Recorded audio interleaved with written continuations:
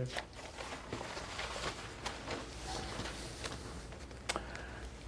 Good afternoon, everyone. My name is Byron Tate. I'm with the Pine Bluff Commercial. This is another edition of the newsroom. We spent the morning with the two mayoral candidates. And this afternoon we have the 3rd Ward Alderman candidates. We have incumbent Glen Brown Sr. and his opponent, Mr. William Fells.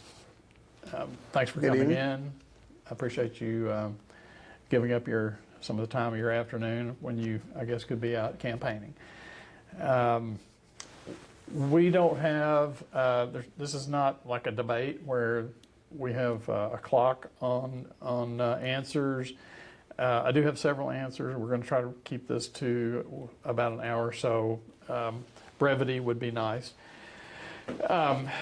We'll just get started. I'll let you wrap up with a closing statement, but let's just get going. Some of these questions I asked the mayoral candidates because of their position. They are in a little better place to make things like this happen. But my first question to them was, what do you think the city would look like if your opponent is elected, and how would that be different from what the city would look like in 4 years if you are elected? So some of yours would be informed by what you have done. Right. Well, I think I have the experience and the strength to continue the things I see that's going to be better for Pine Bluff. And to answer that question, I think that my opponent is a very young man, 25 less, in that area, and no experience, has not done anything in this city. Basically, have just moved over in the 3rd Ward. So I don't see nothing on paper that he has done other than maybe that's where it's at. But as far as the movement and doing things and involvement in the city, I just don't see it. So I just see that we will start off as a weak city council. Okay. Mr. Fells? So I think in terms of, it's part of my vision in terms of if I am to be elected onto the city council, one of my top priorities would be to improve the quality of life here in Pine Bluff. One of the things that I really believe that we need here in Pine Bluff is a clean team. And so I know that the Jefferson County, they operate a clean team, but that clean team operates mostly on the weekends. And I do believe we need to preserve that, but there's so much trash here in Pine Bluff. We need a municipal clean team that's going to have weekday operations. And this would basically be a couple of employees, part-time or full-time. I think that's all open to negotiation. And they would monitor certain routes here in Pine Bluff, keep them clear of litter and debris. Why do we need something like that? Because, there's a lot of litter in our area. We look at a street like 34th where you may have mattresses and toilets, and our kids are having to drive by that to go to school. I know some people would say, we don't need a clean team. We need to change the culture. I 100% agree with that. If anybody's listening to this, I would say, yes, it's very important that we don't litter. We need to go into our schools and we need to preach that message as well. But that's not going to happen overnight. So in the meantime, we need the ability to respond to trash that is out on the street. And then just 2 other areas that I want to touch on at the moment is I would also like to get into the neighborhoods and do a street overhaul program. So, of course, working with our mayor and street department and identifying potholes and things that need to be repaired. There's also a lot of outdated street signage. And a lot of neighborhoods, all they have are like those stone concrete markers that are faded out, they're leaning over. That's all they have for street signage, and it's almost impossible to navigate those neighborhoods. We won't be able to replace all of them in Ward 3 in 4 years, but each year I would like for us to strategically identify a certain amount and replace them strategically. And then the third thing is, I would like to support the GVI program, Group Violence Intervention, and I would like to see that program really flourish over the next 4 years. I just left the GVI College over at the Convention Center. They had all the stakeholders over there where they were talking about this program. It's basically about connecting to some of these kids involved in some of these violent situations, getting them connected to social resources. Pine Bluff is the first one in Arkansas to have a program like this, so everybody's going to need to pitch in to make that successful in order to reduce violence. So those are some of my top priorities. Okay. Do you want to, like I said, this is informal, Yeah. and in a conversation, people go back and forth. So if you want Apparently, to jump apparently in. my opponent is a recorder. he hit the recorder. That's the same thing. He keeps saying the same old thing about litter. He keeps saying the same thing about the GBI program. He's been programmed to say the same thing. He doesn't have any ideas because he doesn't have anything he's done. He's just said the same old thing. So, oh, you can beat him by saying the same old thing. That's not good enough for me. I mean, the people we all want the town to be clean. Every town has a problem with litter. I mean, there's an ignorance of people that throw trash out the windows or out the car when they stop at the stop sign or various places where it look like they could throw out. If you notice, trash is also mostly thrown in places where, it's a stop sign in this dark area, they just throw it out the window. And then when you talk about the trash, then you talk about people that are clean people that would go out behind people that are being trashy and dirty, which doesn't really make sense to me. Constantly, I think that we need to ticket people. We need to constantly tell the people about trash and litter. It doesn't make sense to just continuously, we clean up, they dirty up. I just don't like that. But something else I found out about city in Philadelphia, I think they actually pays like a payroll. They pay men to get up every day to go pick up trash. It's their job. They clock in trash, go pick up trash. So I think we do have a clean team here. I know we have a clean team here that does a great job at that, but you shouldn't depend on city council to clean streets and ditches and things like that when people do it. I just don't think that.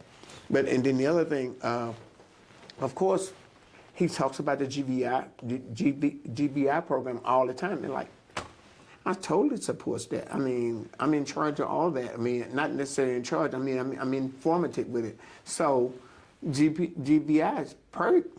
I think it's great. But I've also said that I think that somewhere along the line we need to have a parent-student night where we get with the police, maybe some city officials, and we sit down with those parents in entertainment, and maybe at that point we can kind of start when they about 11 or 12 or less, and keep them from getting into the teenage bracket of being taught by somebody that's already in the street.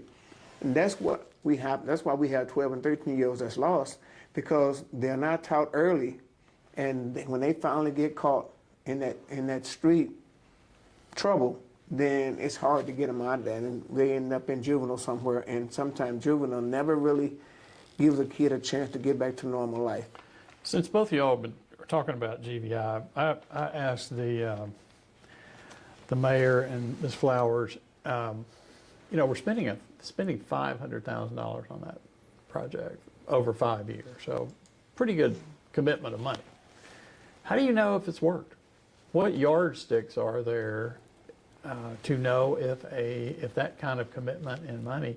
I mean, it's easy. I'm not trying to be cynical here, but it's easy to say, we've got this GBI program and take a big sigh because at least we're doing something about crime. But at the end of the day, do we know if it's going to work? Do we know when it has worked? So one of the things I think is very important, whenever we are implementing programs, we do need to have those mechanisms in place where we are measuring success. And I am familiar with the fact that Judge Ernest Brown at the juvenile court, they've actually partnered with a group out of the University of Arkansas at Little Rock, and their responsibility is going to be to come in, collect the data, and then, compare that with the before and then the after. And then, at the GBI college today, a lot of the stuff that they were laying out, some of the recommendations were, for example, there's going to be something called custom group notifications. And so basically all the people who are involved in our parole system, for example, or we may have a record where they've been on the scene of a violent crime or whatever, we would get that contact information, and then our parole officers would be out there, community organizations would be out there, we would have law enforcement agencies out there, and they would be communicating with these people, making sure they have the services that they need and that they are getting connected to things that they need to stay out of, basically a life of crime or whatever the case may be. And so I think that's going to be one of those performance mechanisms once we start making the contact with people and actually following along with them, because we can't just check in with people once, and we can't hold a town hall at the convention center and expect that the people we're trying to reach, that they're going to come out there. We have to be more engaged in the community and actually going out to their schools, to their homes, to their workplaces if necessary, to be that partner for them. Mr. Well, I Brown, totally- how do we know if this thing's working? Well, that's what I'm saying. I totally believe in the GVI program, but we really don't know whether it's working. I think that along with everything else that happens in life, that may possibly have a difference in whether that program's going to work. So we really don't know. I mean, it's set. If you don't have programs in place, then you are lost. So we do need programs in place just in case the other things that doesn't work. But at Watson Chapel, they've had dad days or father days or male figure days, and I've been there every morning that they've had that. And at Roby, we had first day of school to make sure the kids understand that you're here to learn, and just show a male effect to that. Also at Southwood schools. And I will say this: I understand that it's peer pressure for kids. Sometimes in order to be accepted, you want to find somebody that's a little bit more superior than you are. And sometimes that superior person is not good for you in the long run.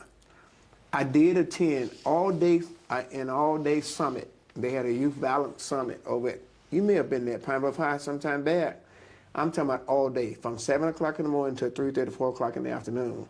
I only left for 20 minutes for lunch. That was when they broke loose, but it was terrific. It was put on by Scarborough out of Little Rock, So, but there are various things that not one thing works, but together it makes a machine.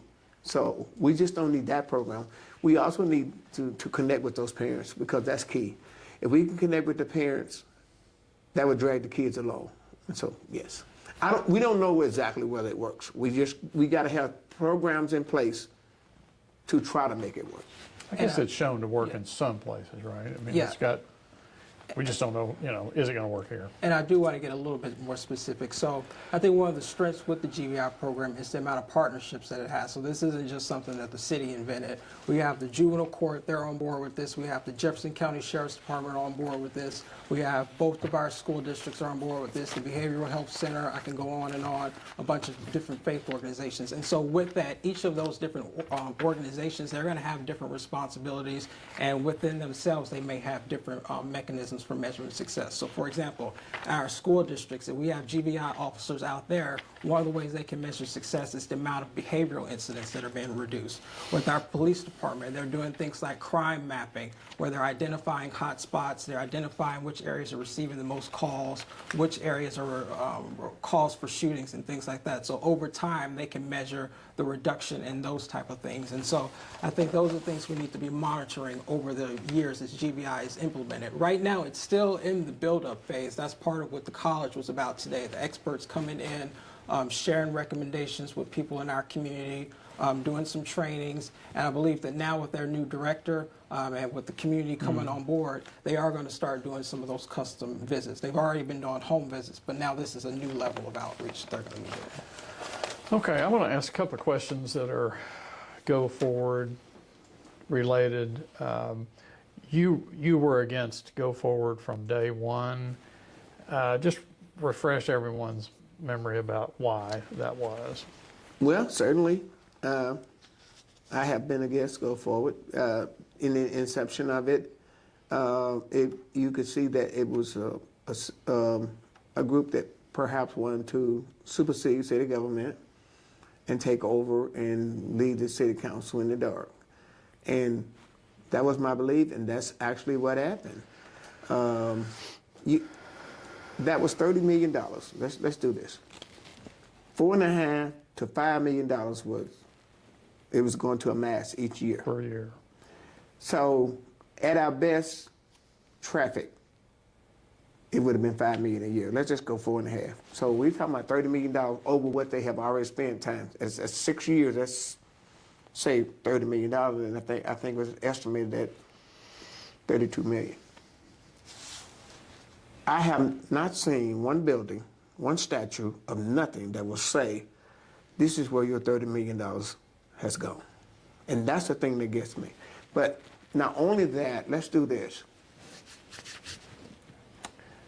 That $4.5 to $5 million, well, every year we put $4.8 million in the budget for Go Forward. And Go Forward don't come back to see us. They just spend the money the way they want to spend it. That's superseding city government, municipal government. So, from the inception again, I knew that it was illegal. I don't have it with me right now. I would read it verbatim to you. But it said that you cannot appropriate or donate money to a private group. If you do, it's Article 12, Section 5 of just the opposite. It's a violation of the Municipal Code of Law, Arkansas Constitution.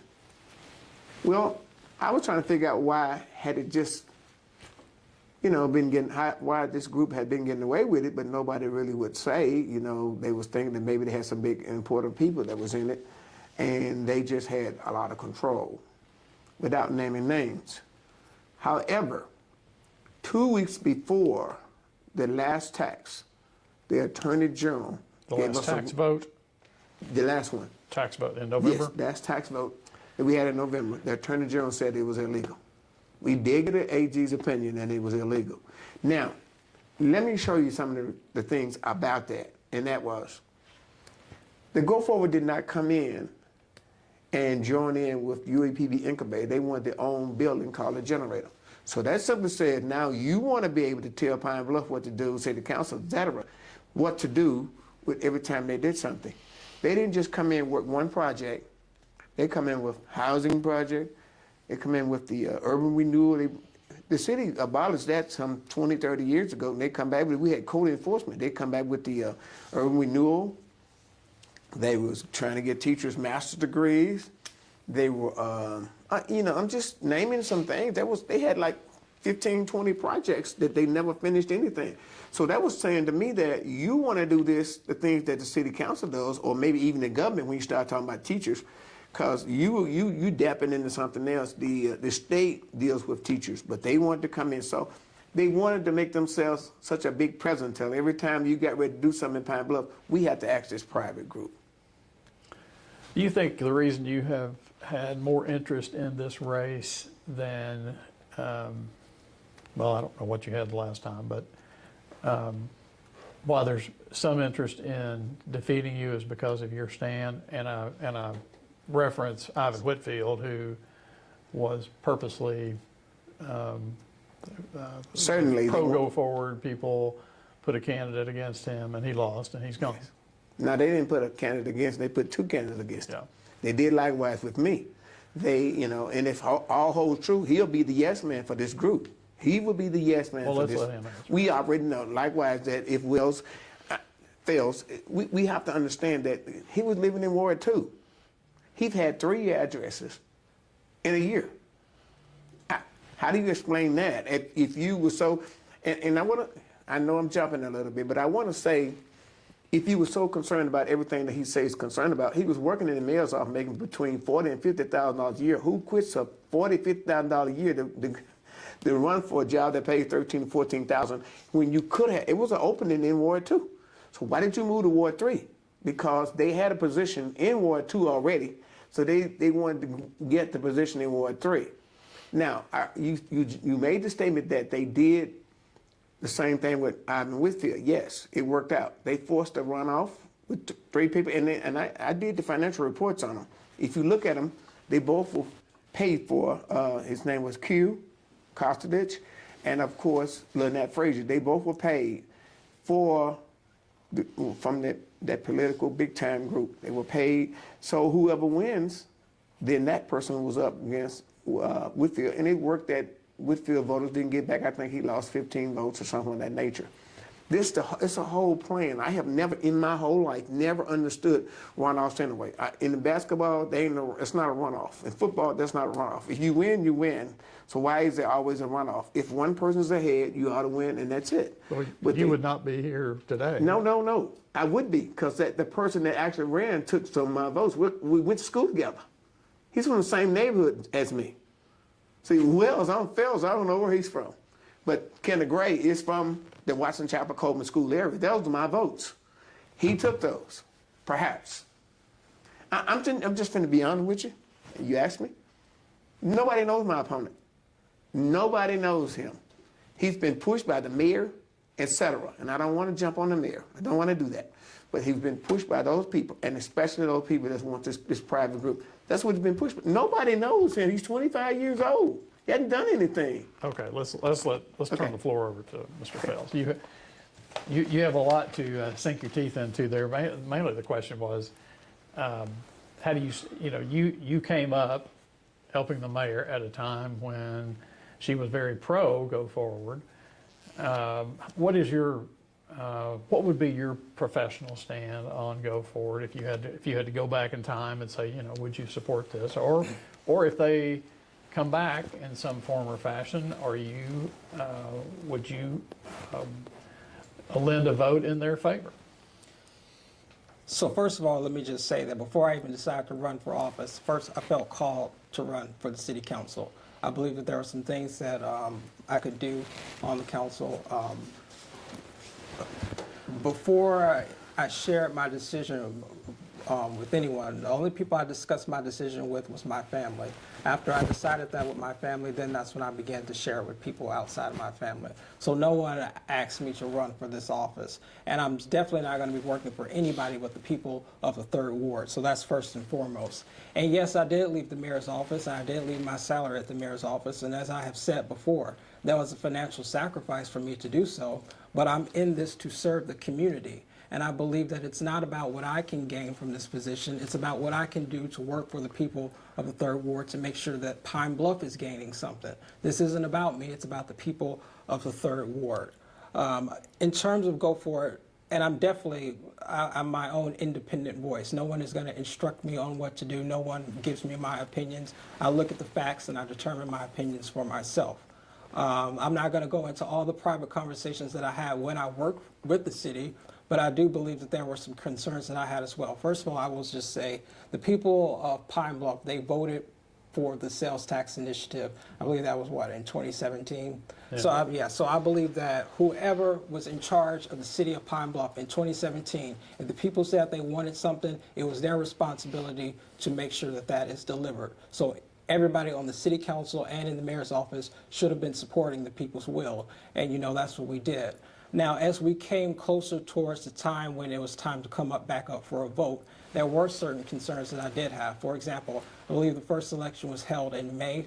I didn't think that that was a good time to hold that election. I did, voice that. I'm not going to go into all my private conversations, but I believe that that was a little too soon because there were a lot of outstanding projects that still had not been completed yet. And I think that if you're going to be going before the public asking for a renewal of, a sales tax initiative, you have to have a bit more tangible accomplishments in order to gain their trust. So that was one concern that I had. And then I also just believe that it needed to be more community outreach before we put this on the ballot. Like, let's look back at the first 7 years. What did we like? What did we not like? What are the things that we want to keep? What are some of those things that we don't want to keep?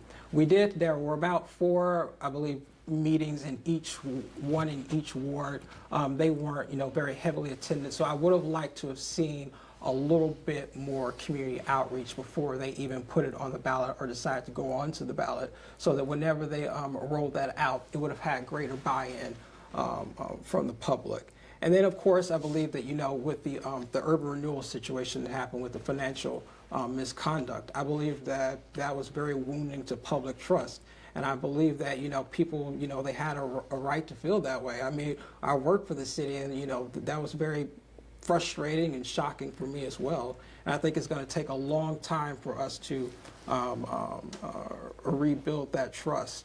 And in terms of what I support, go forward, coming back, no, I would not, because I believe that, number one, it's just time to move on. The people have voted twice to move on from that tax initiative, and that needs to be respected. And I also think that here in Pine Bluff, we just have to broaden the conversation from go forward. I mean, it happened, good things happen from it, some unfortunate things happen from it, but it's time for us. Pine Bluff is bigger than go forward Pine Bluff. We have to look at the future. I'm interested in coming together, discussing a new strategy for, fixing these roads and park improvements. How can we recruit more police officers? How can we improve wellness for our officers? What can we do to support our school districts as they bring in these new high schools? We're never going to be able to engage in those conversations if we are continuously litigating the past that is go forward. Well, I asked that question, excuse me, because they have not said what they're going to do.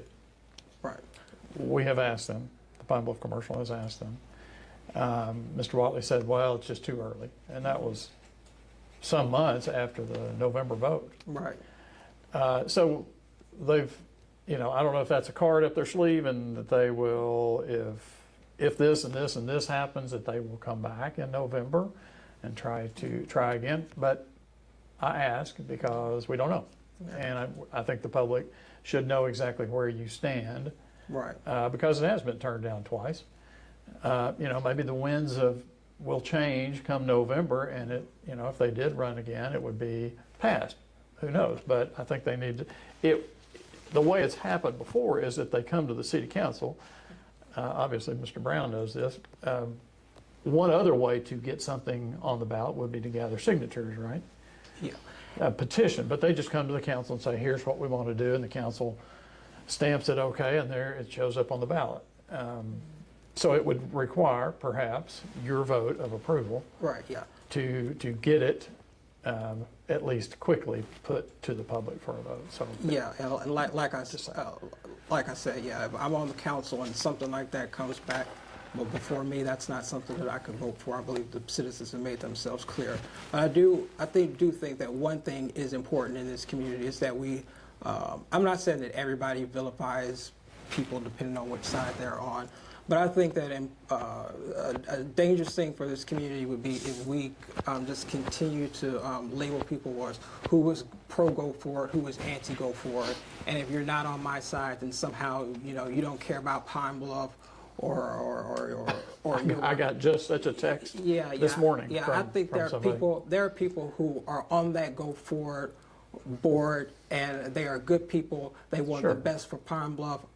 And I think that there are people who are very adamantly opposed to Pine Bluff, even like my opponent here, and they love Pine Bluff just as much. They don't have ulterior motives. I think one of the things that I respect about my opponent is I do believe that he loves this community in Pine Bluff. So that's one of the reasons why I'm just saying we have to look for, looking into the future. We have to identify what some of those needs are, and then we just have to realize that we're all on the same team. Let's come together and let's create some type of unifying. But I agree with him. I agree with him. But then why is he running against me? Surely I have 3 grandchildren here, and I want Pine Bluff to be a better place to live. And I've often said the word quality of life belongs to me. I think that Miss Hollenworth, when she was mayor, she used it over in the police department as a quality of life. I'm like, that's my signs say quality of life. So that's what I believe in. I want my kids and the grandkids and the kids after that, with your kids and grandkids, would live here and want to live here with things to have of recreational activities.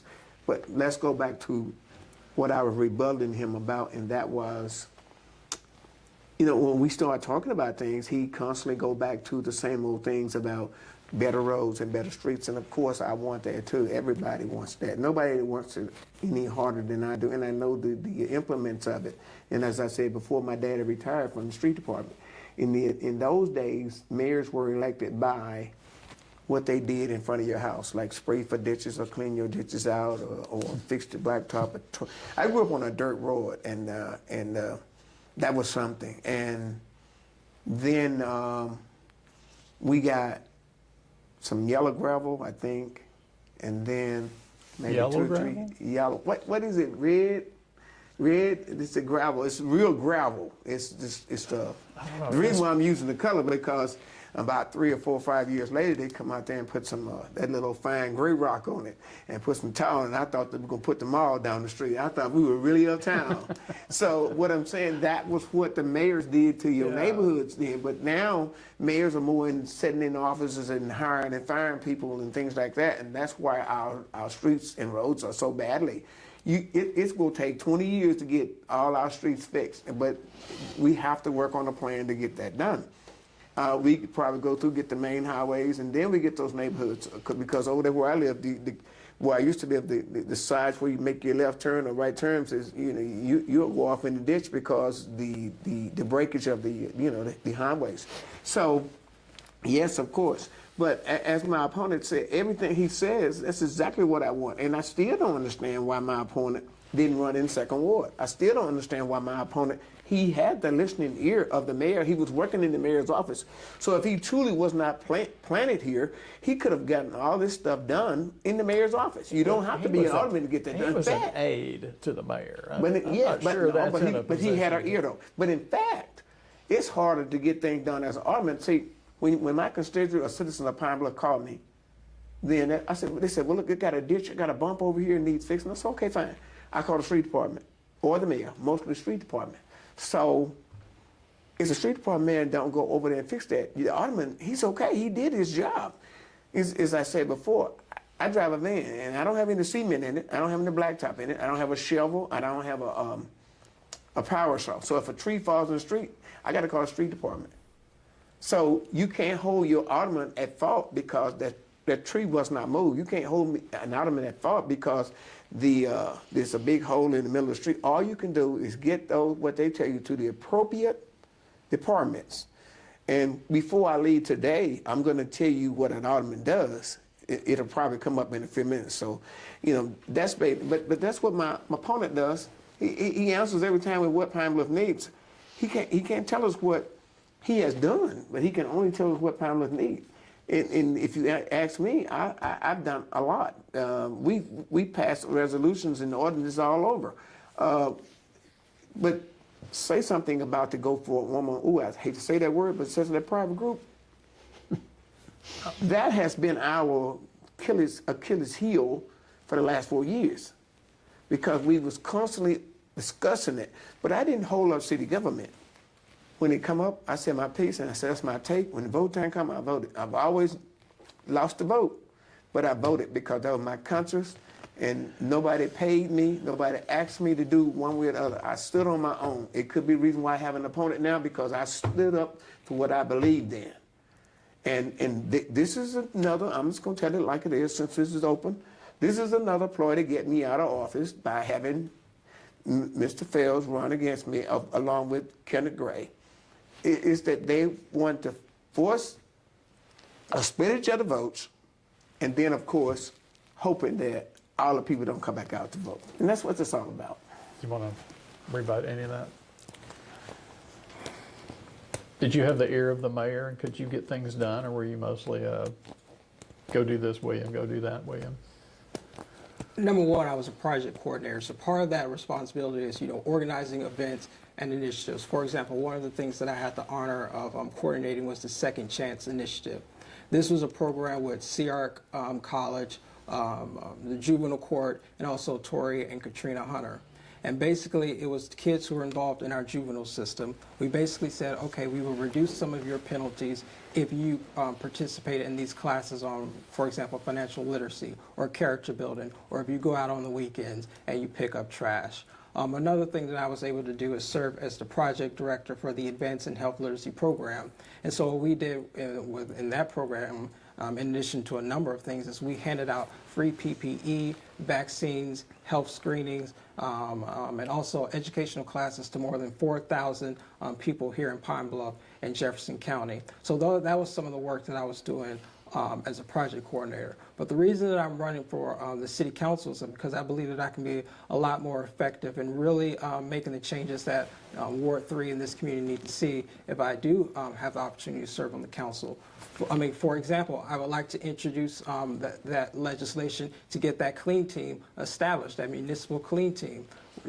We do not have that at this point. That's one of my top priorities. As a council member, I would also like to work with the others and also our community development department to do some more business recruitment, because I do believe that it's very important that Pine Bluff, we're going to attract more businesses here, more retail, commercial opportunities, whatever the case may be. We have to be more aggressive about going out and marketing our community, because a lot of people, they may not know Pine Bluff exists, and if they do know that Pine Bluff exists, then this may not be an ideal location. They may not know all of our strengths. So that's one thing that I believe I would have a greater opportunity to do as a council member. And I do know that, some people may say that, that's not the responsibility of a council member, but I do believe that it is our responsibility, sometimes go above and beyond to do what we can to enrich the community. Okay, just quickly, the clean team, is that like people in jail?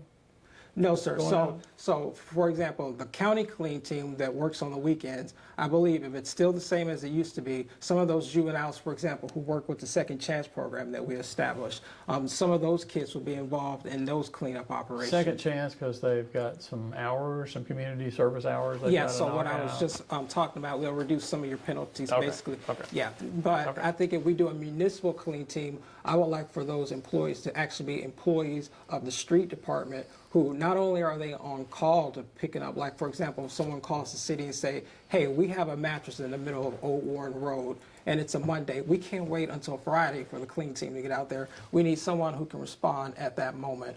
And then they would also just have regular routes. And then, of course, we would just have to see how the clean team goes. We may have to, give them some additional duties. So if you're not out picking up trash, then maybe that can be additional labor to go out onto some of these streets and do some street sweeping. But we can all have a conversation about that, in committee. Okay, and the other on the question, do you want to respond to you don't have to, but you were living in the second ward, you moved to the third ward, was that a so that you could run in the third ward, or what? I've moved to the third ward because, I'm in my 20s. That's what we do. I've been in college. Now I'm moving out. I'm establishing my Okay. own life. Okay. My own life is in the third ward. Gotcha. Yeah. Okay. Did you want to say something? Okay, but he's had 3 addresses in less than a year. So, I mean, I'll leave that part alone. People can figure that out for themselves. But then he said something about bringing businesses and all that. And I wanted to know while he was talking about that, well, who's supposed to market these businesses? And then he said, he constantly talks about the clean team. And I understand that. We have the clean team. He constantly talks about this. So to me, sounds like his program is redundant. He just says the same thing over and over and over. And I did say that in the big city, I think Philadelphia, but most cities have automatic pay on payroll, people to clean the city up. New Orleans has it, I'm sure. The cities that have the big event, they automatically have people that work every day to keep the city clean. So, but that's a problem. Everybody wants a clean city. Everybody wants better streets and roads. Everybody wants better lighting. In fact, they got a plan for lighting. It's as soon as I can get it, going the right way. I have another plan for lighting, but I haven't discussed it with nobody but the public safety guy, and so I haven't got it out to the city council yet. But at the same time, he keeps saying that it's a reason. Nobody quits a $40,000 job plus to run for a $13,000 or $14,000 job. Well, maybe when you're in your 20s, you do. When you have the mayor's ear. He says that he could get things done. You don't automatically get a truck with cement on it. You don't automatically get a truck with lights on it to go fix it. You have to be an alderman and get that to the proper departments. If you're working in the mayor's office, making good money, why would you think you can be more effective being an alderman when you have the mayor's ear? Now, if you're working in the mayor's office, you ought to have confidence. The mayor should have confidence in what you think. So you can't make me believe that. I think he was placed. And it sounds like I'm pointing the finger, but I think he was placed directly in the third ward. And believe it or not, it's a free enterprise world. Anybody that wants to run for office can do that. But I can't see where I did anything wrong. I have been trustworthy. I have spoken up for the things I believe in. I've satisfied the people's requests when they ask me. I make that suggestion. I make that clear to the proper departments. If it's a street issue, if it's a code enforcement issue, I do that. So, basically the only thing that you could say that I had the difference with is the private group. But I've done everything, and even with the private group, I didn't stop them from doing what they're doing. I just made my vote, and I didn't stand outside and with a sign protesting against what the Go Forward was doing. When I was in those meetings, I made my peace, and I left. And I shook hands, I bumped fists with anybody that walked by me. So I left there not mad at anybody. When I'm in a meeting, I discuss meeting. When I leave that meeting, So I have a couple of other go forward-ish kind of questions. So with the money going away, nothing else happens. They stop collecting the money at the end of September, a couple of months behind, I think the mayor said, so money will keep rolling in October, November. Then it stops. And I'm wondering what is going to fall into the city's lap to continue funding, and should we? And I'm thinking urban renewal. Now, Ms. Griffin says that they have stopped by the end of this month because of the money that is drying up. They're just going to shut that part down, the tearing down houses part. She's going to have a job. The mayor had a thought about, does she continue on and for how long today? I just wondered what your thoughts are. And also think about the generator, which is somewhere in the $350,000 to $400,000 a year, right? That's what it takes from the city. So my question is, and there may be other things. I think actually she mentioned one other entity. And as an aside, I talked to Mr. Lockett, Bruce Lockett, about the generator. He said, probably that goes away. And he didn't believe the city was getting enough bang for its buck. So I'll just throw all that out there. Do we continue? What falls in the city's lap, and should we continue paying for it? And where's that money come from? but you did say something earlier. We don't know what the Go Forward plans are. Well, let's just assume. Yeah, from the start, they were talking about the money that was going to be from the 5X and sale tax, as well as private money. Now, there probably have been some private money, but I haven't seen the private money. So maybe they have some private money that they're going to push into this. I'm not sure what their plans are. We don't know. Well, let's assume that money goes poof and disappears. Now, you're left as a council member, or you, and it's like, all right, what do we do with Ms. Griffin? Do we keep paying her salary? What do we do with the generator? A lot of money there. Does the generator belong to the city? Well, you have been paying to make it happen. Well, the tax ends. It has failed twice. It ends in September. So you think everything that has was to be paying just goes away? Of course, you're going to end up as the owner of these downtown buildings, one way or the other. Somebody's going to own that if Go Forward or urban renewal goes away. I think Clintus can correct me if I'm wrong, but I think they have made moves to transfer the ownership of the deeds to those to the city. So you're going to own an old hotel or some vacant lots downtown, or some refurbed buildings. But that's one of the messed up things about what we did in the first place. See, to me, I think that a lot of cities do some kind of in-kind services for new businesses. I think what we did with this private group this time, I think we gave them total control, and we gave them all that tax. And I'm not going to get on the legalities of the tax this time, but that's what we did. And I've always had a problem with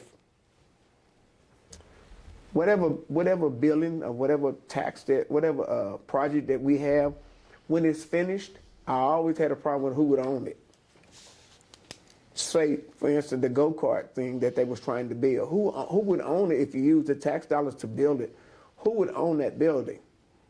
Anybody could answer that question. I haven't gotten an answer good, because the city would not be in the business of running a go-kart. They would not be in the business of collecting rent from apartments that they was talking about building wherever that was. So I'm not sure how to answer that.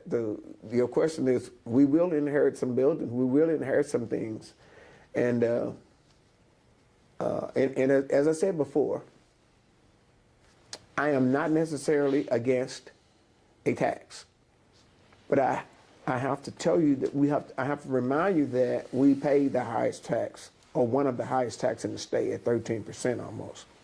So every time you say, oh, it's just 5/8 cents of a penny, or it's just 1 penny. But what you have to realize is that's added to what you're paying times $1 that you spend. Pretty soon your dollar won't be worth very much. So I'm not necessarily against a tax with a good plan, but with all the plans that we have had, what's a good plan anymore? You know, but I think it was a good plan, and I want to say this was a good plan that Carl Rittis' plan. I'm going to tell you what Carl Rittis' plan did, Mayor Rittis. Mayor Rittis had a sheet with that tax, and it had fire, police, streetscape, swimming pools, or whatever, office center, everything, and we checked off on what we wanted. That's what's transparent, and it did happen. Even if you said no to those things, it still was going to happen because the 5/8 cent sale tax was going to cover it. But so when this private group had their tax, they didn't tell you, they didn't itemize it like that. They was just sitting out there shooting shotgun or whatever, and that's what the confusion comes in. And we didn't really know. And right now we still don't know anything because they haven't given us any report. But let me tell you what happened. Maybe 3 years in or 2 years into the go forward, it said that it would be 21 years before Pine Bluff could see the difference in the go forward tax. That's what they said. 21 years. It's documented somewhere. It's I read that in the newspaper. It's documented that we're going to take over 21 years. So think about that. I don't think I got 21 more years, but I might. But it's a lot of taxpayers. There's a lot of taxpayers do not have 21 more years. They want to see something happen with their dollars now. So again, I'm not necessarily. Are we 7 years in? Say that again. I guess we're 7 years in. So maybe Well, it's 14. yeah. So all I'm saying is I'm not totally necessarily against a tax for this city. Actually, that's my next question. So Yeah, I'm hold totally that not thought. against it. So, So I think what we do you do with it? All this stuff falls in the city's lap. What do you do? I think we have to be objective minded. If we don't have the funds to cover a certain expense or a certain service or a certain program, then we're going to have those hard conversations about the best way to discontinue that, or maybe just hoping that a private organization would come in and continue that service free and clear of city dollars. And then if any buildings or properties do revert back to the city and the maintenance costs just become, absorbed rent or just something that we don't want to pay over the long haul, then the city council along with the mayor and the departments are going to have to brainstorm on the best ways to dispose of that property. So maybe it's turning some into a green space, or maybe it's, if a developer wants to come in and build something on it and we give them a reduced price, or we sell that land for $1, whatever the case may be.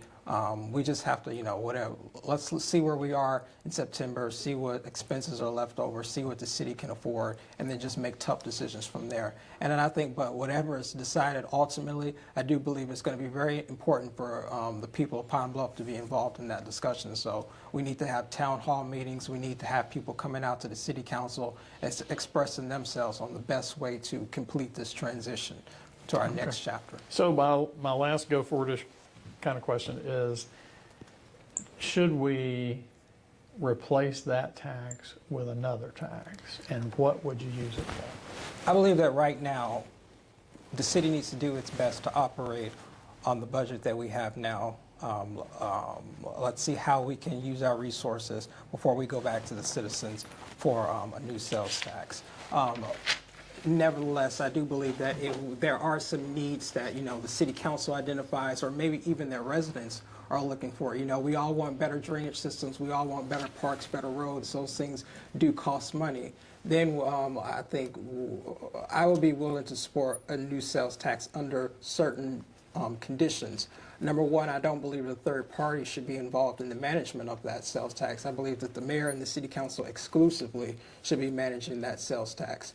And then I also believe that the uses for that tax should be very, very itemized. And some of the top priorities that I would like to see is going back to some of those neighborhood improvements. You know, there's a lot of street signage in Ward 3 that needs to be repaired. I would love for us to do almost like a park audit or a park analysis. So, for example, going over to Regional Park and making a list of, you know, the different gates that need to be replaced, the different playground equipment, so that in that plan it would have each park, for example. So you're talking mapped. about a Carl Reedus type. Yes. These are the things we're gonna do. If we do go that route, but I don't think we should just be jumping into that right now. I think we should see how far we can get just using the resources that we have. And there are some ways that we can squeeze that budget to make it work. You know, for example, at the end of each year, the department heads, some of the departments, they don't spend all their money down. They have leftover funds that turn into carryover. Some of that money can be reinvested into key priorities. I think there's possibly some things that the city can do to become more energy efficient. That's not going to yield, you know, millions and millions and millions of dollars, but it may yield enough money for, you know, a couple salaries here, a couple of salaries there, or maybe, you know, a park improvement over here, or new equipment for the street department, you know, marginal things like that. So let's just see where we are before we start, you know, having that conversation. That's just my opinion. Okay, very good.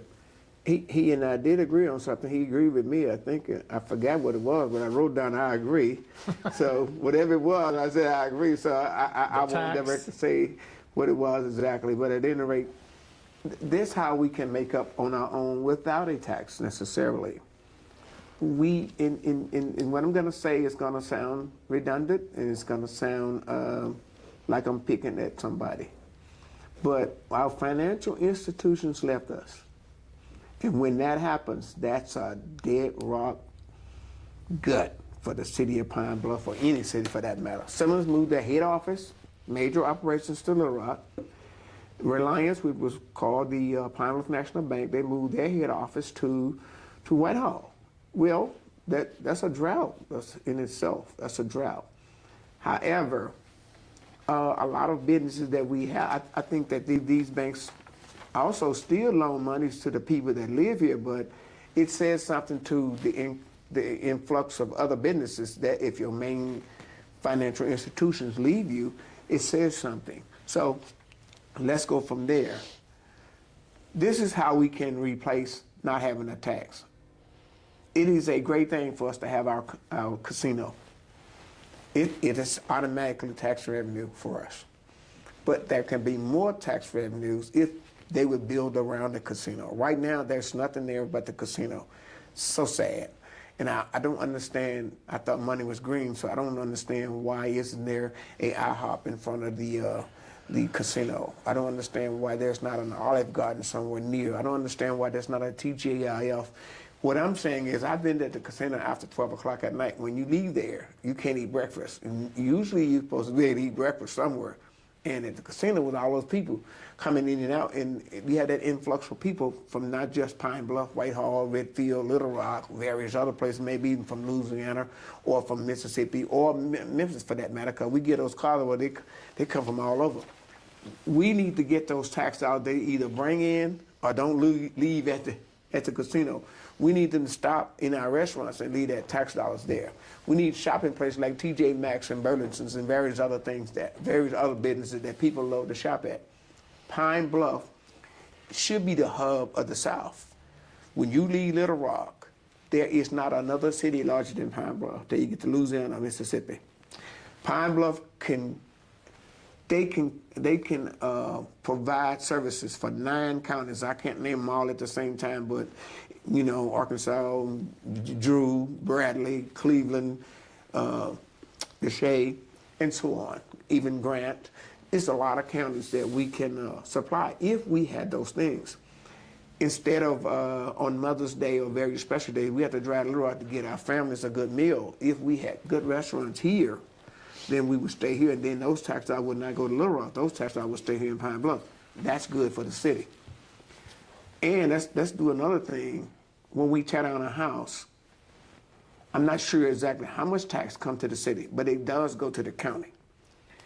When you have a vacant lot, you pay $18 to $25 to $30 on just a regular house vacant lot per year. But when you have a house on it, you pay a larger tax. I won't directly say how much because it depends on how big the house is. So when we tear down the house, we should build one back. That's just what the city needs. We can help ourselves a lot with our taxes if we do the right thing. Okay, so one of the other elements of the tax was the public safety tax. Say it again. The public safety tax. Okay. I know Vivian Flowers has preached street lights, more lights, and cameras, security cameras. If we had those, we would have a safer Pine Bluff. Do we need a dedicated public safety tax? And I was under the impression that we already had one, but the mayor said if we do, it doesn't cover We enough. do have a public safety tax. Doesn't cover enough. Yeah. It may not be enough as today's time has happened. You know, what was good 20 years ago is not necessarily good So now. do we need a new one? Yes, let's talk about that one real quickly. If that tax had been imposed, and it could happen, if that tax had been imposed by the city council or the mayor, that would go directly to the public safety, it probably would have passed. But we had this tag on a tax with the private group, and we're not even sure that the city council was going to even have anything to do with the tax. So yes, we could, before we do any other tax, a public safety tax may be the first tax we do, because they may need that additional income. But let's just say it like this. So it may not be a 3/8 cent. We may do a 5/8 cent, and because we have real bad streets and roads in Pine Bluff. So that tax may be dedicated or set up for streets and public safety. Those are our works right now. And with the public safety, that's going to curtail or help them with crime. And that's where a lot of people say that Pine Bluff has a problem there. And we do have a crime problem. But I told them that, I was on the radio this morning, so I told them that I think that every city has crime. Hot Spring has crime. Little Rock has crime. Mm-hmm. I know that we're a smaller area, but a lot of the crimes migrates or come to Pine Bluff to get out of Little Rock or to get out of other places. They move over here, and then when they get here, they train the people that's here to be bad, and then either they go to jail or they kill somebody or they get killed. So, you know, those are the kind of things you have to look at. So, yes, of course, we may just need a public safety tax that is imposed by the city and controlled by the city. And let's talk about that for 1 second. Let's go back to that tax deal. Taxes are supposed to do what it says. That's the reason why I was showing you that list that Carl Ritters had. He have to do what that tax said. Same as the 3/8 cent sales tax, which is the same time that they passed the 5/8 sales tax for the city. The county did a jobs, or what I think that's what they call jobs tax. You know what I'm talking about. The 3/8 cent sales tax will bring in jobs, etc. Right. So that tax money had to be used according to the provisions of that tax. It had to be used what that provision says. You cannot use that tax for no other reason but what that tax says.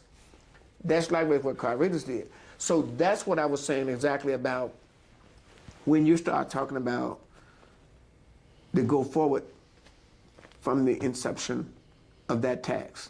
It was wrong. It was called on the ballot a city use tax, but it was a go forward tax. So if they were going to be right, then they should have said go forward tax. But it didn't say it because the state wouldn't allow them to say go forward tax because they can't do it. Any tax that doesn't have a purpose is called a city use tax or a county use tax or whatever. If it doesn't have a purpose initially on the ballot, what it says it's going to do, it's a city use tax. And a city use tax can be used for anything in the city that we would like. For instance, when Alderman Ivan Whitfield was on, he proposed, I think, $1 million for drainage and maybe $2 or $3 million or some of that sort for a racetrack, for a speed track, racetrack. And it had gone real good in the voting, and then I'm not sure, it didn't pass. It didn't pass because we couldn't touch none of that money because the mayor was giving it to go forward. And that's what I'm saying. City use tax can be used for anything, but we so desire to give it all to go forward. So if I'm making myself clear, city use tax, which is the way it was listed on the ballot, it had nothing under it. It has no provisions under it. It just says city use tax. When Kyle Reeves passed his tax, it had all initiations of what it was going to be used for. When the 3/8 sales tax passed, it had all, you still can go and read that provision right now. Amendment, that's another example. Any amendments that are passed, it has a provision on it. You read it. If you don't read it before, you're going to get tired of reading when you go to the polls. It has it there. All taxes have something. All amendments have something to read. This tax did not have it. We're getting pretty close to an hour. I've got a few more questions. Well, I can stay as long. It doesn't matter. Hit well, it wouldn't have to be a 3/8 cents, whatever. Do we need a dedicated tax for public safety? I think it goes back to what I said a few moments ago. It's difficult for me to answer that right now because first I would like to see a detailed plan from our public safety departments in terms of like what are the needs, how much would each category, cost the citizens. I would really like to see that spelled out. And then I would like to just dialogue with the community. I think, the citizens have voted twice against the public sales tax. So I believe that we do need to just make sure we're having a conversation to make sure this is the right time for the community. They may not want that this year or next year. So before I come to a judgment on that, I would just like to have more community discussions, and I would also like to see a detailed proposal on what it would cover. Okay. Mr. Brown, at the NAACP debate, you said you had been propositioned to vote a certain way on a subject. I believe your description was that much money, and I was wondering, are those ones or hundreds? Yeah, well, you know what? That's good and bad thing about it. I didn't know him. I never got the envelope. Can you say what the subject was, and did you report what sounds like the attempted bribe of a public official to the police? No, I did not do that, and I will not tell who. It happened on a couple of numerous occasions, and I will not devour that because I don't want. They're friends of mine, but basically I want to call them because I had no trouble out of them. But at the same time, should you have turned that over to the police? No, I don't, because you know where you are in your heart. You know that you're trustworthy, and you're not going to accept anything of that nature. This is the only thing I told them. Just give me some money during my campaign. That's what I told them. I said, you don't owe me nothing. I can't do anything of that nature. Only thing you can do for me is give me money during my campaign, which is the proper thing to tell those people. What was the subject? I cannot tell that. Okay. You also mentioned you wanted a youth center, another youth center. Absolutely. Okay, so we have the Merrill, now the Pine Bluff Community Center. We have Boys and Girls Club. What you would say we need a third one or another one? Well, let's just start at the beginning. I didn't agree with redoing the Merrill Center. That was the first thing. I never. Well, it's done though, and it's done. It's in business. But at the same time, would you walk your dog over there? That's good enough. You don't have to answer that. All I'm saying is I would have preferred us to build one in a central location instead of putting money in. Let's give our youth something good so that they can return be good to us. If we give them something that, yes, of course, the people that live close in their neighborhood will go there. But if we put it in a central location, a new one, not only will those kids come, but kids from the other sides of town will come. So that's very important that we do that. I think that if you're going to invest. Stop putting it stop doing an old building. Let's do it right. This is state of the art. When Irene Holcomb, Councilwoman Irene Holcomb, and myself and us, I can't say it all who. I'm just going to say us. We went to Benton and Bryan, Arkansas to look at the community center they had. We were going to build a community center. We got on the bus and rode over there. Is that the one with the pool? Yes. And something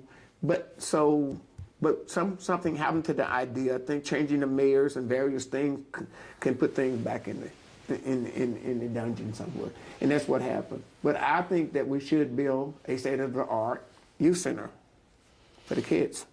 I know it would cost money, but just the way I think. Where are you going to get it? I don't know that exactly. Well, we here. We have to find ways. I did say that if we had more businesses, people that travel through Arkansas would leave taxes here. When you go to the casino, when you come to Walmart or wherever, coming out of Dumas or coming out of Grady, wherever, coming out of Little Rock or West Memphis, whatever, that is a big draw for us with our casino. We get them from different states just to come over. So if they leave tax dollars here, that grows our tax budget every year. We would really be hurting if we didn't have the casino tax. You're right. I agree with that. Any thoughts on campaign contributions coming by way of failed bribery bits? I can't speak. I don't know. Okay. I can't speak to that situation. But But I would like to. what about the youth center? What about I believe that the youth center was renovating the Merrill Center, now known as the Pine Bluff Community Center. I do believe that was a smart investment.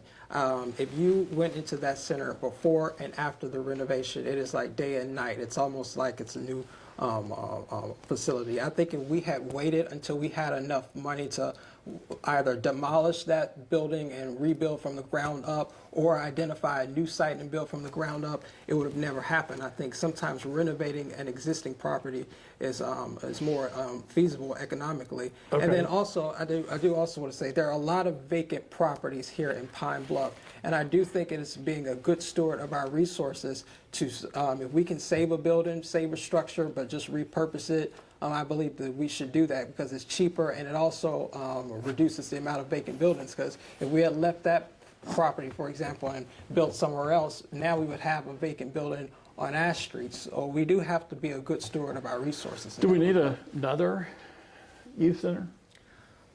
I don't know about another youth center, but I do know the great need in the 3rd Ward is another park, which, our council member, Lynette Frazier, she's working very hard to refurbish that, the old baseball field, for example. So I believe that's a great need, and I would love to see whoever's elected really embrace that effort. You mentioned all this vacant property. They've got the go-kart track Right. sitting where the old Admiral Benbow Inn was, but they had to tear that down at tremendous cost and haul it all away. Was that smart? Couldn't they have picked a spot that didn't have a old hotel sitting on it? It's difficult for me to answer that at this point because I don't know all the mechanics in terms of what went into that decision. I don't. On the face of it? Yeah, I've never been into the previous facility. I don't know if it would have worked for what the new use and purpose is, and then I also don't know what the thinking was behind, placing it on Harding. Maybe that's the planning commission recommended that or something. I just can't speak to that specifically. I can. Thank you very much. You're right. And let someone else do that. Don't take the taxpayer money to tear it How down. much did it cost to tear that thing down? I don't know, but I can tell you this. Across the street from where I work at the barbershop, and that's where I'm at almost, because he was in that area. That was the, You got the bus station over there. yeah, that bus station also, as well as the building that used to be, it was built as a Kroger's. It changed into a Schuster's. It left there, Schuster's, and went to maybe perhaps a supply store, and then it left there and went to a gaming place where they had the arcades at. It's been a lot of things at the same time, but the Go Forward paid $589,000 for the building and tore it down. Was that wise? They paid $589,000 for that building. Wasn't that for like several properties? That was for that property they tore down. That was for the building sitting right in front of the barbershop. And they said they were going to put apartments in. I'm saying, like, how can you put apartment? Oh, I got another building. I said, how can you put an apartment there when there's 52 trains that come across this track? I can't hardly hear now from that horn blowing. And Jerry Taylor tried to get a quiet zone, but the city or the state said, no, you couldn't do it. They're trying again. You remember. So, at any rate, yeah, they were going to protest. I said, well, first of all, who you going to... See, Pine Bluff is not corporate. So who wants to live downtown paying $1,000 to $1,500 a month probably more. If you got that much, you build your house outside the city limits and you live there. Why would you want to be under train, 52 trains a day, horn blowing all day long? That was not a great idea. But at the same time, right down the street, this in front of a person that really doesn't like go forward. They bought the big hotel. I couldn't guess. Huh? I couldn't guess. They bought the big hotel. It's useless. It's sitting up. They had to probably take $20,000 to board it up. The one on, Right on Fifth and Walnut. yeah. And then they did buy the bus station. I think it was originally priced at a certain price, and they paid $100,000 for it. So, to me, there's all misuse of money and not proper planning. Speaking of hotels, do you think the one connected to the new Marriott, The one they finna build now? the one that I know everybody's the one that's happy. being planned? Yeah, for that? everybody's happy about that. So let me just give you. what I Everybody's think. happy. Well, I want to make. I don't want to change the minds of the ones that think it's a great deal. I don't necessarily think it's a great deal. I think we had a hotel there. You were pretty vocal in saying that you didn't think that would We work. don't need that. No, we don't need that. You have a hotel. If it had gone through some bad times, take $3-4 million, tear the carpet off the floor, change the beds, change the wall paint, and we use it. You finna build a $21-22 million hotel that is gonna have less usage. I don't care what you say. People coming into a city are not gonna want to live downtown when there's nothing there. I don't care if you have. You can't have that many conventions a year. And here's the killer. The casino is going to build a hotel. Right now, we have more hotels in Pine Bluff than we have ever had, and I'm gonna count Whitehall. So it used to be that we couldn't hardly have events because there wasn't nowhere to stay. But there are 4 hotels right there on the mall parking lot, right across on the mall parking lot. Then you got one behind there. It's one in Watson Chapel. It's one in out there by Walmart. Whitehall has 3 or 4. And the casino is actually say they're going to build one. They're building the event center first, but they're saying they're going to build one. So why, if I'm traveling, why would I come downtown, even if it's a courtyard? I don't think the name's going to last no more than 5 years. They're going to take it. Because we had name brand hotels down there, but we didn't have enough booking to keep that name. Because you have to do, when they say they're going to change the red carpet to blue, you have to change that carpet. It may cost $3 million. If you don't have it, then they're going to snatch the name from the top. And you have to be Plaza Inn or something of that nature. All I'm saying is, I don't think it's a good idea right now to build a hotel. I just don't. What supports it?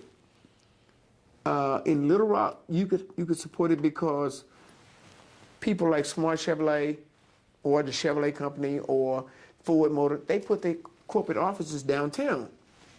So that says that you have a reason to go downtown. You have a reason for people to want to work downtown. Your big cities, people, you can go to Little Rock right now, you can see people that live up it because they can walk to work and they don't have to worry about traveling. So they just live downtown. But Pine Bluff is not built that way. All we have downtown is the courthouse and the county jail.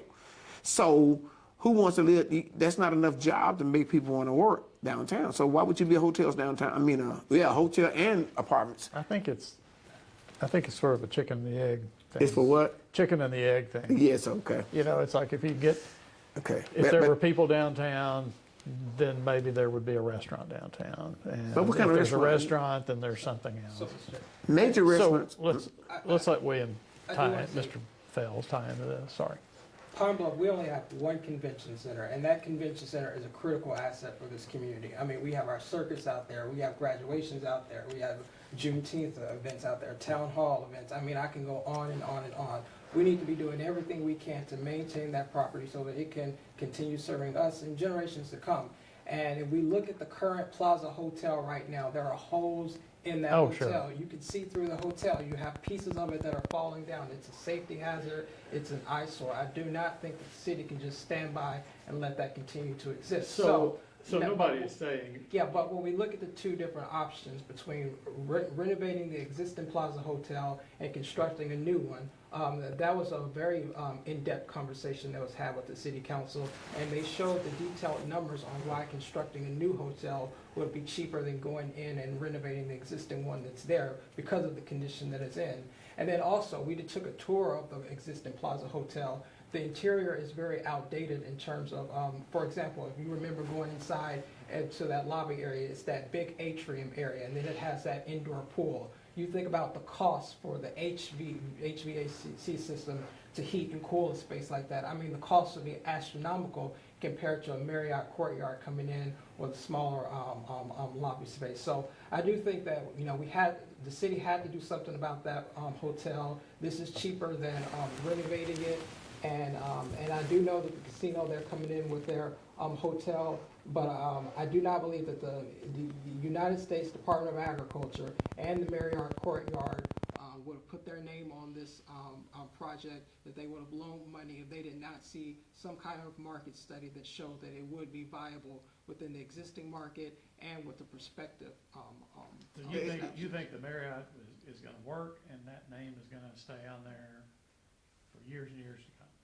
I can't say that necessarily. No one can predict the free market, but I do believe that this is the best option on the table that the city has. Sometimes the best option, you know, you don't always have the answer. Sometimes it may or may not work out, but we can't let that stop us from doing nothing. I think it would be absolutely negligent if we just allowed the Plaza Hotel to just continue to sit there. Let me make a couple of rebuttals that I didn't get a chance to do before your last question come up, and that was, he sits, those two things that I'm talking about. Okay, so what we did was it's like this. Okay, what we did was I said I don't agree with remodeling the Merrill Center, but he said he agreed with remodeling it. But the key thing that I said is what is more cost effective. Okay. It would be more costly to renovate the Plaza Hotel versus the Merrill Center. You always have to look at the numbers for each project. But I agree with that. But here's what I'm looking at. I'm looking at both of them are setting in places where it's not real. Okay, fine. You want to remodel the Merrill Center, but it's not sitting in a good place. I just made the statement I wouldn't walk my dog over there. And I'm not saying the dog is bad. I'm just saying you walk your dog, you feel safe when your dog is safe and you're safe. It's just not a good location for it at this time. Then likewise with the convention center, you want to build a new one, you want to remodel the Merrill Center, but you want to build a new hotel at the convention center. I don't care if it costs $10 million, it's less than $22 million. All I'm saying, you put the city or somebody in debt for $22 million, and I just don't think it's going to work. The reason that's not going to work because of the location. If I'm traveling, we're going to stay in the hotel near the freeway, and we're not going to come into the inner city. You're not going to have that many events in the convention center. If you did, you'd already have them. You're not going to have many events in the convention center that's going to fill up those hotels. Because if I'm coming into a town, I'm not going to drive off in there. I ain't going to say the bad part. I'm not going to drive off in there where I got to deal with somebody that may be unruly. So I'm going to go to the suburbs. I'm going to go to the edge of town right off the freeway, and I'm going to get me a hotel there because I may have better security, better lighting, better chances of safety for my kids, etc. And that's just the bottom line. I mean, that's the same with the Merrill Center. It's not safe. I got grandkids. I don't want them going over there. I don't want them at that Merrill Center. Their daddy and mama doesn't either. So you want to remodel places, and you want to remodel things or build things in bad locations. You building a hotel. Let me say this as we were speaking. There is a hamburger tax for the whole convention center that takes care of the convention center. So the convention center is not aggressively, say it again. 3 cents, I believe. That's right. They're not aggressively looking for shows because they got tax money that's coming in automatically from the hamburger tax.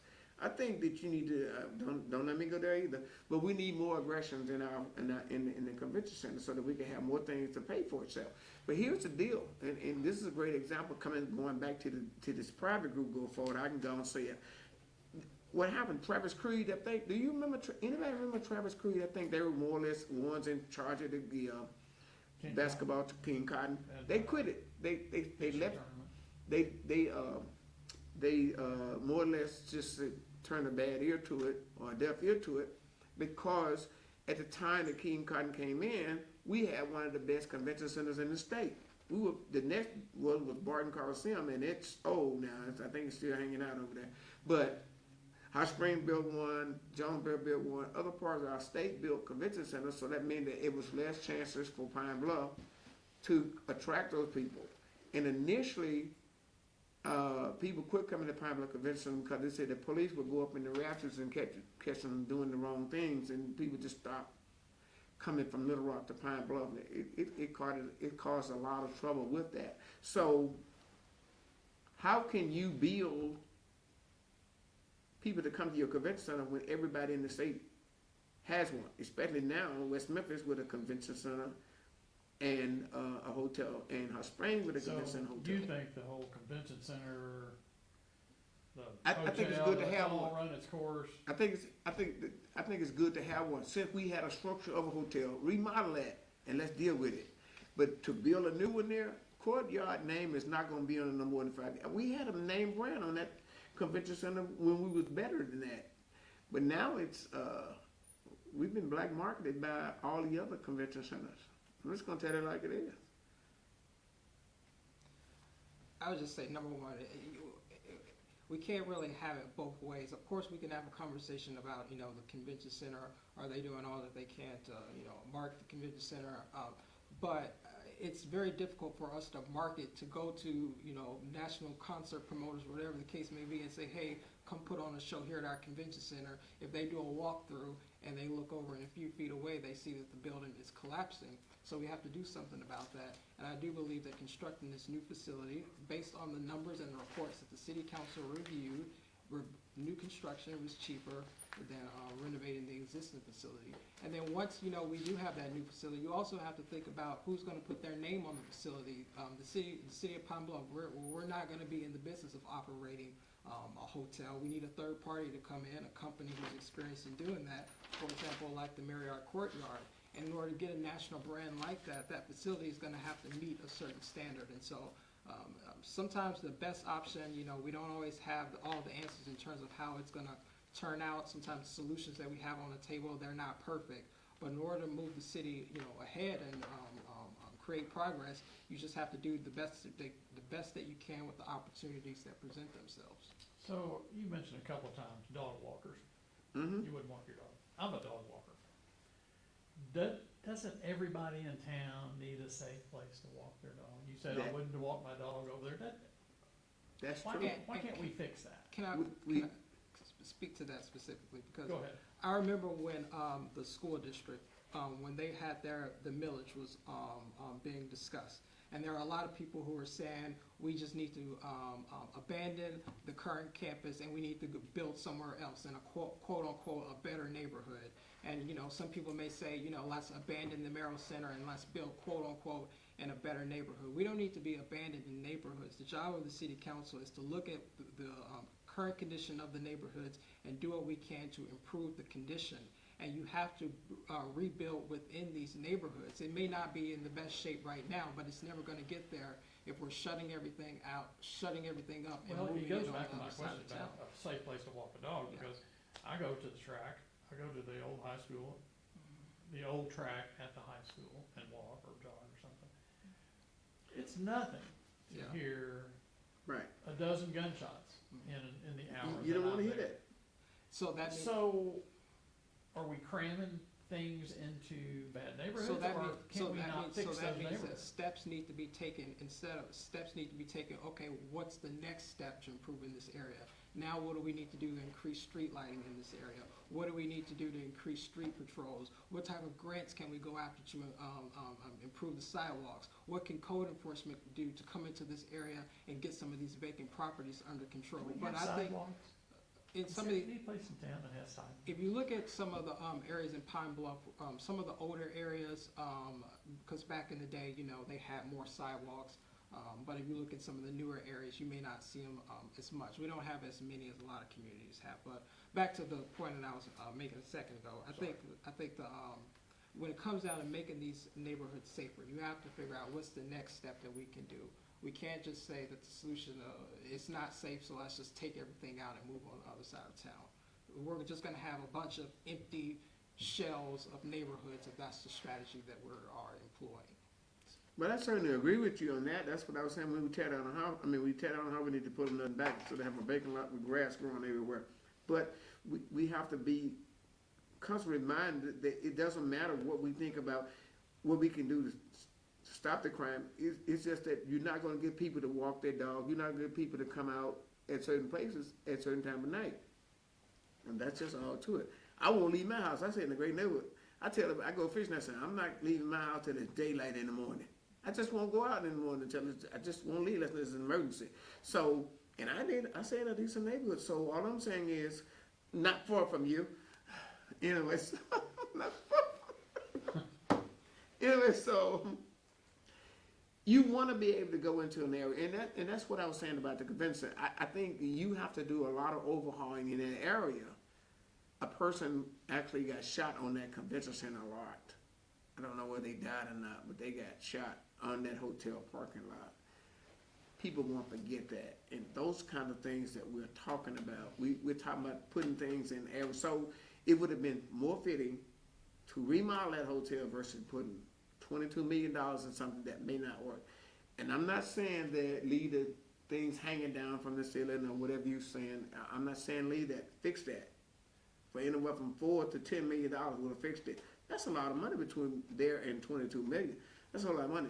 But it was something else I wanted to touch on while you were talking. Let me jump in here. You can.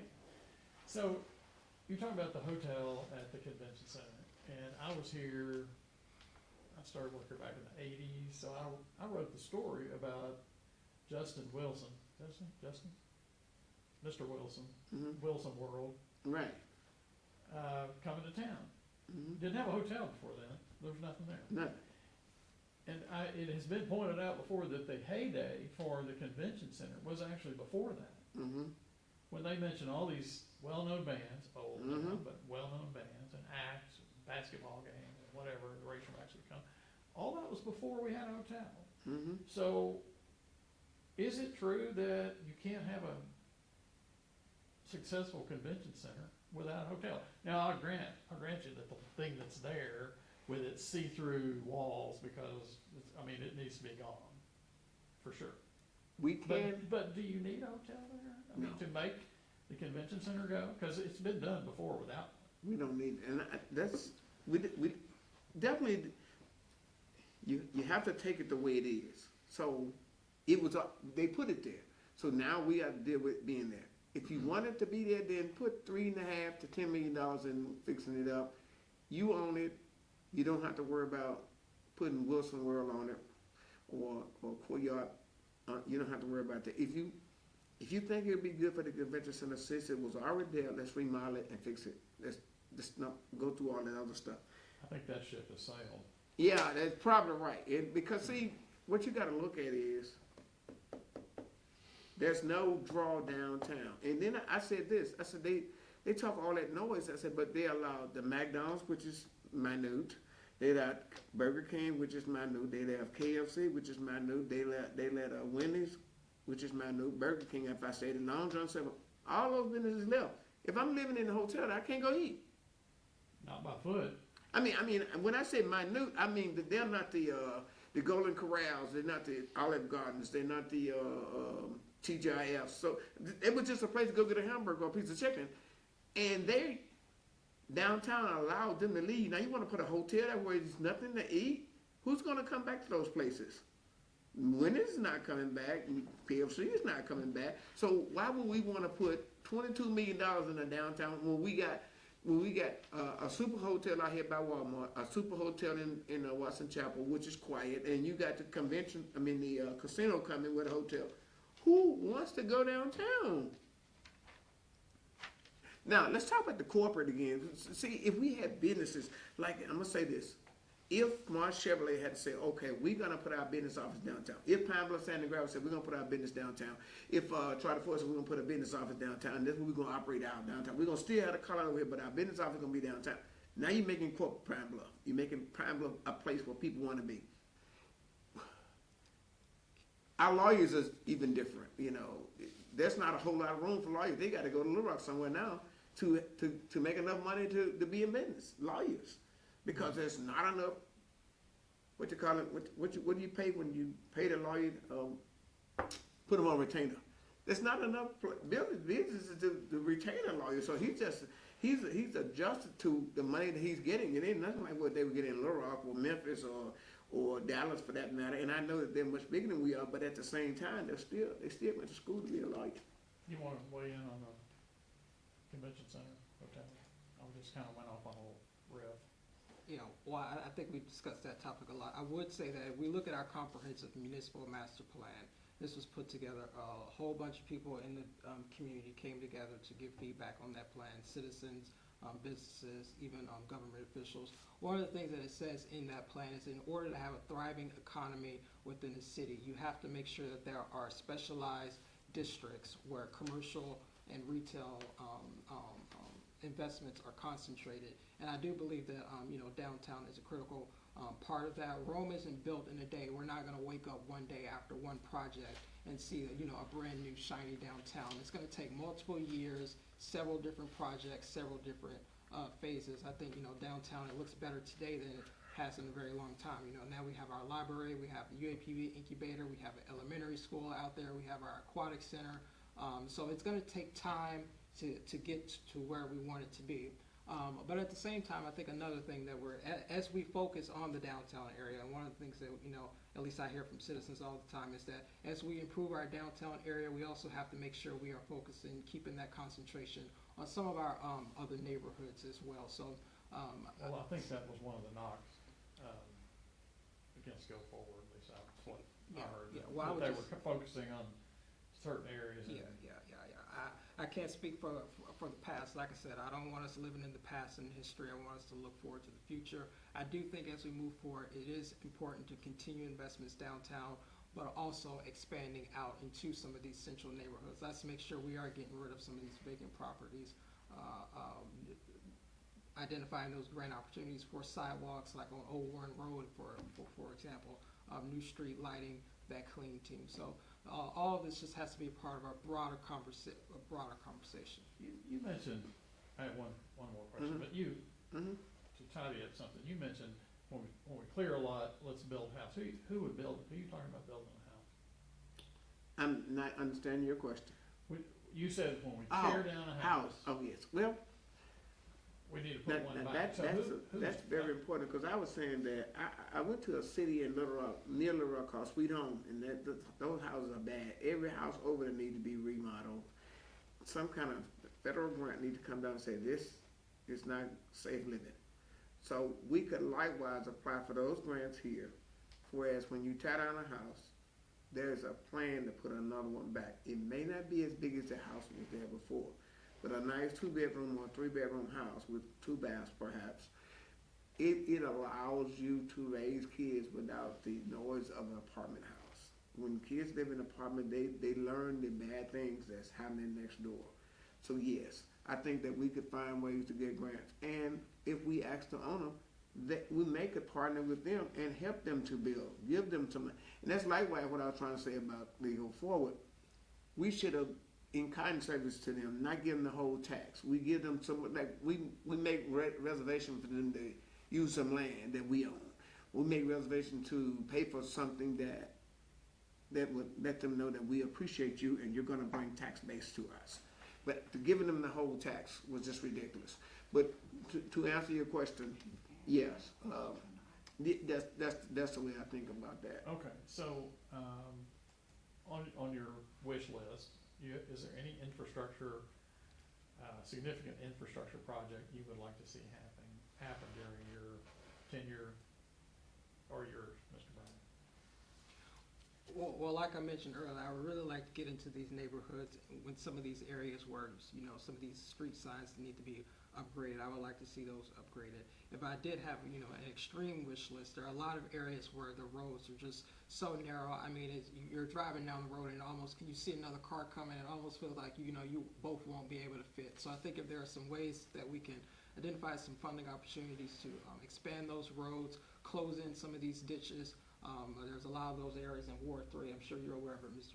Brown. Yes. Yeah, I would love for us to do something about that. And then also over the next 10 years, we're going to be implementing the $32 million in the drainage flood prevention money. I really want to for the city of Pine Bluff to be a partner with the Arkansas Black Mayors Association and the Natural Resources Conservation District as they implement that, to make sure that citizens' voices are being heard in terms of where are those critical areas that really need the investment, and making sure that those investments are being made into some of those areas. And then also there's a lot of areas that I've heard about, they would just like some more, sidewalks. People, they have to walk in the middle of the road. And then even like some areas, for example, sometimes you may be driving down Olive Street and it's at nighttime and, somebody's walking down the road. Oh, yeah. And you don't see them until Right. you're like right there up Yep. on them. And Been that's, there. that's a public safety risk. Because there's no sidewalks. Yeah, so we just have to see, all of that can be done in 4 years because the costs are just so astronomical, but we have to start setting some strategic priorities, identifying some funding opportunities so that we can just And tackle it you one bite mentioned- at a You time. mentioned ditches I mean, do we have a plan in place to get rid of But- ditches, put the pipes in there and cover it up? I But mean, we that- don't have a plan, and that's what I've been trying to say, and I've said this to the mayor, is that we should take their tax dollars and go to each side of town and close a street every year. Go to the west side. Close the street? What I mean by close, I don't mean the ditches. Oh, yeah. Curl and gutter, that's what they Yeah. call it, when they gut them up, you got to, I think that would be a project that, if I was a mayor, I would, and I said every year, I don't think I meant it 4 sides of town, I mean like, this year we're gonna do Fluker Street over on the west side, over on the north side. I have heard that if I am a property owner and I have ditches, if I pay for the pipe, Yes. the city would come in and do that. That's right. And You I go don't over- think go over anybody to- ever talks about it. Go over on Second and buy those pipes. I did that when I was on 17th. I bought like 6. So in front of my house, it was nothing but pipe. I'm guessing that the pipe itself is not that expensive, It's not that but it's expensive. actually the work. It may be digging up it now, out. but see, the city would do the work for you. And the Yeah. reason why the city do the work, because they know how low to put it, so that it will, Right. that your drainage run through. If you go too deep, then you're gonna be, you deep and your drain is up here, so they put it just right for your drain to flow through. So yes, that can happen. But see, what Okay, I've always so the talked. question to you was Mhm. infrastructure, anything big. Okay, let's go back. Okay. Infrastructure. Yes, of course, I do want that community center, I do want that, I do. The next thing is, I have, I don't know how to say it, but I would love to see, Martin Luther King Street here. 14 cities in the state of Arkansas has a Martin Luther King Drive or city or something of that nature. I was coming through, Why coming is out. that so hard to get past? I don't understand it. It's weird. It's just really weird. I was coming out of Dunmas, going through Winchester into Monticello, and lo and behold, the first street I come to was Martin Luther in Monticello, and I would have never believed that. But Hot Springs has one, Merivale has one, Little Rock has it, Jonesboro, Fayetteville, Arkadelphia, etc. More. When I say etc., that means that I don't want to keep going. But at the same time, yes, that's what I would like. And this is important, very important.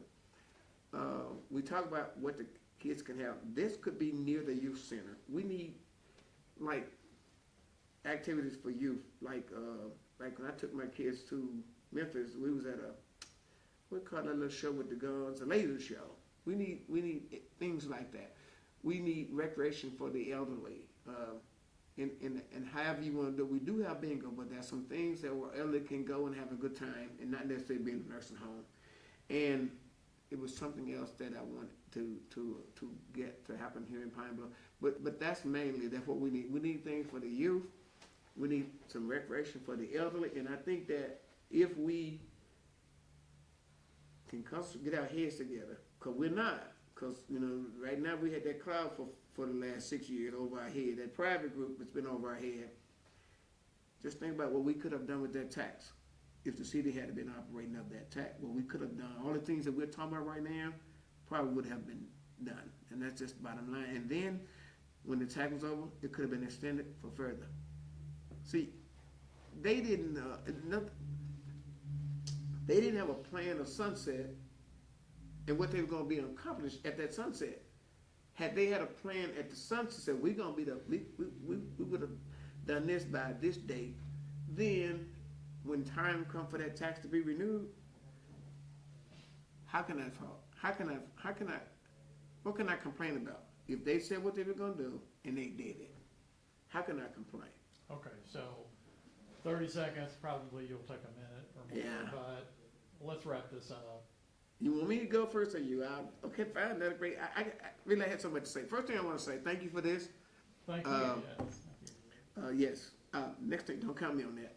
But you know what I like about this, because you're not doing it. You don't have a sign to say your minute is up. Thank you very much. At any rate, first thing I want to tell you is what an alderman does. An alderman, we do resolutions and ordinances. We pass them, we make the law. When somebody comes to us with something, they tell us what we're doing, and we pass it or not, and vote a yea or nay, whatever. We take care of the fire, police, and the city employees. That's one thing we do. The next thing we do, we are good stewards of your tax dollars. We're sure that they're gonna be appropriated with transparency. The next thing we do is very important every year that we do your budget. We have to. The next thing we do is listen to your complaint. We listen to your complaint. And when you give us that complaint, then we go to the proper departments. And that, I don't miss that. I go to the department and say, this is happening. So this is happening. So, that's what I wanted to say. And I want this to be on record that I think that too much pressure has been put on the council member or the aldermen about you bringing in some kind of job fair that brings in jobs. And that's what the Alliance does, and that's what the Chamber does, bring in restaurants. And we get a bad conception when it comes to that, and I think that's totally wrong. So I want to clear that up to all listeners and when you do call us, we're gonna do what we can to get it to the proper department. Don't jump on us if we don't get no cement or no holes fixed in front of your street, because we did go to the street department and they said they were busy, so they got that when they came. But let me just say this. Some people say that we need jobs. I think we do. But I wrote down a list of jobs, and I ain't gonna have time to do all of them, but I'll do real quickly. Hospital, we got 2,000, Walmart got 2,500, Central Maloney got 1,100, 700 to 1,100. One paper mill got from 800 to 1,000. The other paper mill got 500. The Arsenal has 1,000 or better, because they got NCTR, Walmart, Tyson, Post Office, FedEx, Watson Chapel, 5 to 700. Likewise in Pine Bluff High, Whitehall likewise. And all these are not teaching jobs, they're clerical jobs and various other things. So we do have jobs here. And we have a host of prisons where you can go and work. And we have 36 miles to Lenox. My wife drove 40 miles every day for 30-some years to Little Rock to teach. So what I'm trying to say is there are jobs in the area. Getting the people and making it a quality of life makes people want to live and migrate back to Pine Bluff. We have to do things to show that Pine Bluff is a sense of destination. If we don't, we're going to continue to lose population, and I don't want that to happen. I'm Glen Brown. I'm going to be trustworthy to the people of Pine Bluff. I'm going to make sure that the things that the alderman or councilman are supposed to do will be done without any extra assistance from anybody else out there. I will do whatever I can to sit down at the table with anybody. And I want to say this real quickly.